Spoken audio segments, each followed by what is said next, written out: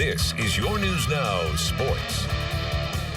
The Perry boys basketball team is rolling into the postseason. The Commodores tonight try to close out the regular season on a 12-game win streak. That quest takes them to Herb Aldrich Gymnasium in Macomb. It's just a 7-point game in the third quarter when Terry Riley comes up with the steal and streaks in for the layup. The freshman gives Perry a 27-18 advantage. The Panthers answer. Tanner Schrader drives, pulls up, and sends it home off glass. But the Commodores do pull away tonight. Jamal Whiteside feeds Malik Cooper for the throwdown. Perry wins 72-44. To the University of Findlay now as Fort Recovery and Van Buren square off at Croy tonight. First quarter, Michael Kramer with the pull-up jumper. Around and down for the junior. The Black Knights trail by just one. At the other end, Derek Judy gets into the lane for the layup. The Fort pushes their lead to 13-9, but Van Buren has the last laugh. Nick McCracken with the slick dish to Brady Rader and close. Knights win 46-42. The T-Birds have lost 3 of 4 as they return home to host Defiance in their final regular season game. Second quarter, Sean Thomas takes the rock to the rack. He goes glass for the deuce plus the foul. We're level at 17 at the break.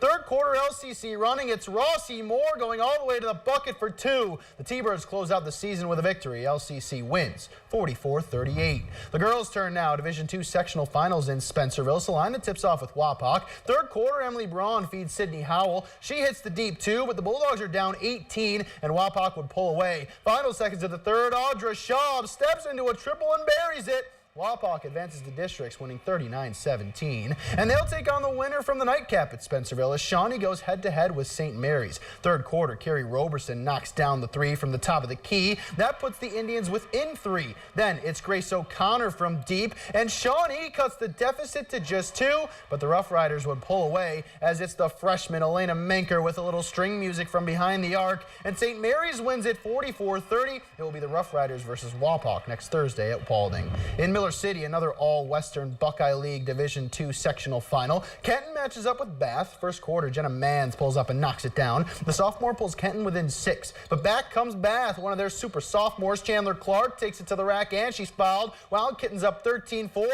then the waning ticks of the quarter, yet another sophomore, Jadeja Hardison behind the back, hitting the 3 at the buzzer. Bath wins 48-13. They'll play Napoleon on Thursday in Paulding. We move to Division IV as Bluffton and Lipsick tangle at Allen East. Second quarter, Peyton Henry finds herself open from long range. She doesn't miss with that much space. Vikings within 1. And then it's Claire Rigel hooking one home. Lipsick takes the lead 16-15. Final seconds of the first half. It's Avery Rumor dialing up a 3-ball of her own as the buzzer sounds. Bluffton hangs on 46-40. They get Arlington next Thursday at Ottawa Glandorf. In Coldwater, another Division IV sectional final sees LCC up against Fort Recovery. Pick it up late second quarter. Olivia Patch takes it to the hole for the bucket, but Fort Recovery wins it 38-34. They play Minster on Thursday in Wapak. St. Mary's, the third location of the Division IV sectionals tonight. The early game sees Mac Foes, New Bremen, and New Knoxville go head-to-head. Late fourth quarter, Caleb Bergman hits the jumper to put New Bremen within 2. Final seconds now, Cardinals down 5. Madison Cordonier drills a 3 to get New Bremen back within a deuce. Megan Jurosic to the line for New Knoxville with 3 ticks left. This one for insurance. New Bremen's desperation shot won't go, and New Knoxville wins it 47-43. Another MAC battle in the late game at St. Mary's as Marion Local and St. Henry seek a sectional title. First quarter, Alana Pullman gets it to go. Marion Local draws first blood, but the Redskins come right back as Danielle Lange hits the corner 3-ball. St. Henry hops in front, but Marion Local would pull it out tonight as Pullman puts it home once again. The Flyers win 48-46. They play New Knoxville on Thursday in Wapak. Finally, we go to Defiance for a pair of afternoon games as St. John's tips off with Lincoln View. Third quarter, Lakin Brandt takes it to the rack for the lay-in to get the Lancers within 2. But St. John's pulls away tonight as it's Betty Vorst connecting from way downtown, and the Blue Jays win the sectional championship 46-28. The second sectional final game from Defiance has Ottoville taking on Antwerp. First quarter, Haley Hurston gets it going for the Lady Green with nice work inside. Ottoville in front early, and the Lady Green would pull away. Here it's Kylie Hurston on the catch-and-shoot 3 from the corner. She cans it, and Ottoville wins it 46-18. The Big Green will meet St. John's Thursday at 6:15 in Van Wert. We need to take a break here on Your News Now Sports, but when we return, we head to the mats as we have 3 sectional wrestling tournaments to recap for you right after the break.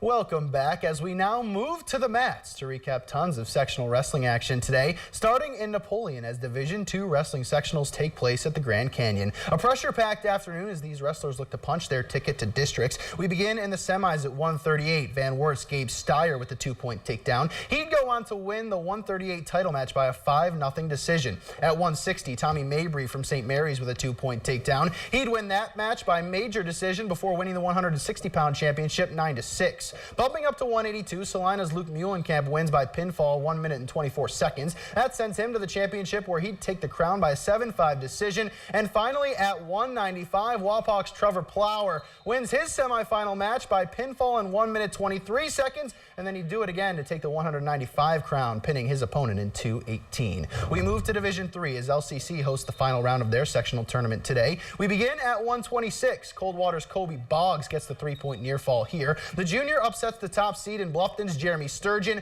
winning by injury default, and he goes on to win the 126-pound crown. Bumping up to 132, Otto Glandorf's Isaac Hernandez sticks his man in 3 minutes 3 seconds. The top-seeded Titan moves on to the final and takes first at 132. Moving to 145, Allen East's Chase Miller gets the 2-point takedown. He wins via tech fall 18-2, but he would lose in the final to this T-Bird senior, Joey Caprella, sticking his semifinal opponent in just 1 minute 25 seconds. The semifinal win is his 150th career victory, and he caps off a memorable day with a 145-pound championship. At 160, Corey Rawson's Deontay Davis gets the pin in 1 minute 36 seconds. He finishes second, losing by a 2-1 decision in the 160-pound final to Coldwater's Josh Fink. And finally, at 182, Bluffton's DeAndre Nasser sticks his opponent in just 21 seconds, and the Bluffton senior advances to districts. He takes home the crown in the 182-pound division. Staying in Division III, but moving to Van Buren for another sectional tournament. Championship semifinals, 132 pounds. Liberty Benton sophomore Drew Baker wins by pinfall in 3 minutes 25 seconds.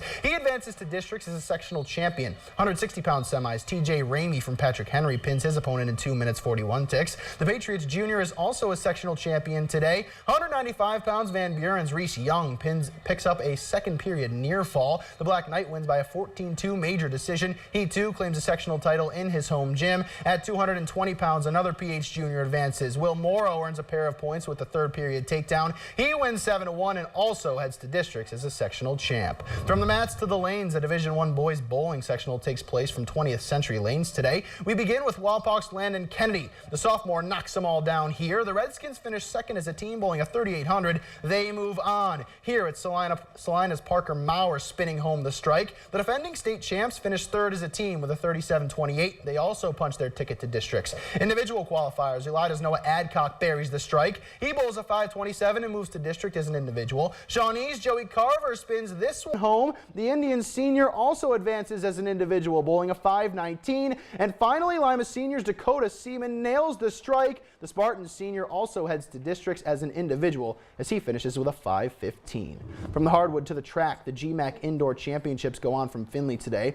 In the 400 meters, Oilers freshman Xavier Marable wraps up his first conference campaign in style, winning with a meet record of 47.86 seconds. Marable also broke their meet record in the 200, finishing second in that race. Women's 400, more from the host school, as Samoy Hemmings also sets a new meet record, winning in 55.86 ticks. In the 60-meter dash, USV grad Brittany Holbrook takes silver for Tiffin in 7.68 seconds. Holbrook also won the 200 today. To the pole vault, Findlay's Meadow Cromer claims second. The freshman out of Ridgemont clears 3.59 meters this afternoon. The Lady Oilers finished sixth as a team. And in the men's shot put, it's another UF newcomer making a splash. Junior Eldred Henry bombs this one 20.61 meters. That's a school, conference, and Division II all-time record. His shot put championship helps the Oilers to second as a team. More indoor track and field. We head to the ONU Sports Center for the OAC Championships. Women's 600-meter run, Polar Bears junior Taylor Levy claims all conference honors, finishing third in 7.93 seconds. In the women's 800-meter run, Northern senior Avery Ewing finishes as league runner-up, crossing in 2 minutes 17.6 seconds.